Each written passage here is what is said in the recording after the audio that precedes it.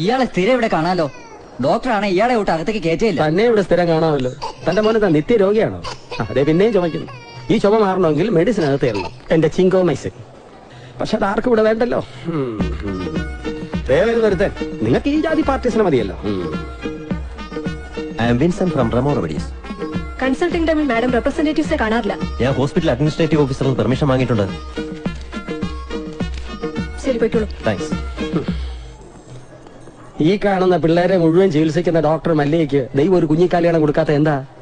അവര് പെറാത്ത എന്താന്ന് ലീലാമ്മയ്ക്ക് അറിയാമോ? ലീലാമ്മയല്ല, ശോശാമ്മ. അതെ, ശോശാമ്മ. എന്റെ ബ്രാക്ക കഴിഞ്ഞ 6 കൊല്ലം ഞാൻ അറിഞ്ഞുത്തപ്പിലാവുക. എന്റെ ആംബിസിലിൻ സിറപ്പ് ഒരു കുപ്പിയെങ്കിലും എഴുതി കൊടുത്തിരുന്നെങ്കിൽ അവര് പറയുകയും ചെയ്യും, ദേ ഈരും ചുമയ്ക്കുന്നതിന്റെ ചുമയും മാറും. അത്രയ്ക്ക് ബെസ്റ്റ് വരുന്നില്ലയോ? ശ്വാസം വലിച്ചേ. മതി മതി മതി, കുഴപ്പമൊന്നുമില്ല. പഴയ മരുന്നിനെ കണ്ടിന്യൂ ചെയ്താൽ മതി കേട്ടോ. ശരി ശരി ഡോക്ടർ.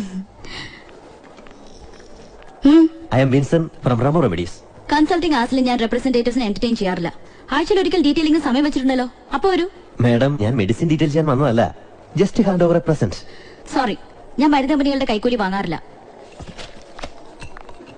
സിസ്റ്റർ, ഞാനൊന്ന് വാർഡിൽ പോയിട്ട് വരാം. ശരി doctor. Okay Vincent, good night. Madam